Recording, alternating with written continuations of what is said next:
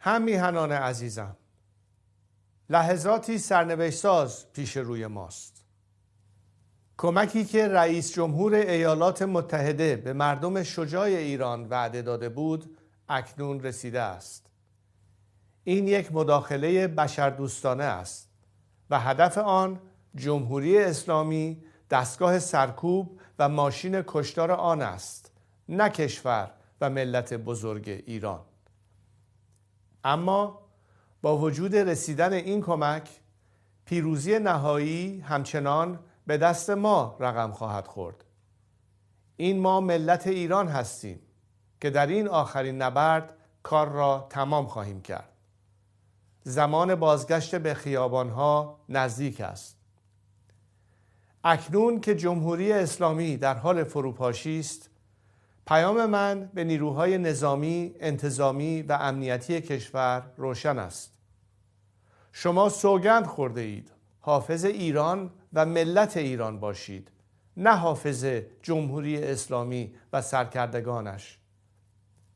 وظیفه شما دفاع از مردم است، نه دفاع از رژیمی که با سرکوب و جنایت میهن ما را به گروگان گرفته است. به ملت بپیوندید و به یک گذار باثبات و امن کمک کنید. در غیر این صورت با کشتی در هم شکسته خامنه‌ای و رژیمش غرق خواهید شد.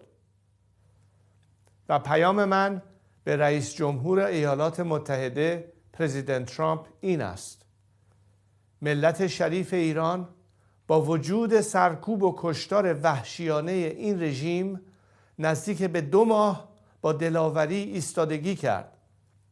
اینک از شما می‌خواهم بیشترین احتیاط ممکن را برای حفظ جان غیر نظامیان و هممیهنانم به کار ببرید.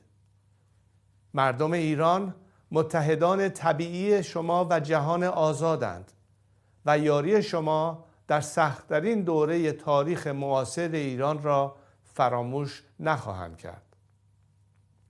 و به شما هممیهنان عزیزم در ایران، در این ساعتها و روزهای حساس بیش از هر زمان دیگر باید بر هدف نهایی خود متمرکز بمانیم: باز پس گرفتن ایران. من از شما می‌خواهم که در حال حاضر در خانه‌های خود بمانید و آرامش و امنیت خود را حفظ کنید.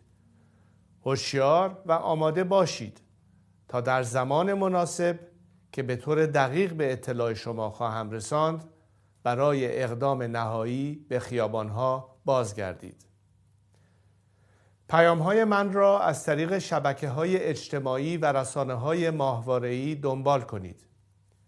اگر در اینترنت و ماهواره اختلال ایجاد شد، از طریق امواج رادیویی با شما در تماس خواهم بود. ما به پیروزی نهایی بسیار نزدیکیم. می‌خواهم هرچه زودتر در کنار شما باشم تا با هم ایران را پس بگیریم و دوباره بسازیم. پاینده ایران.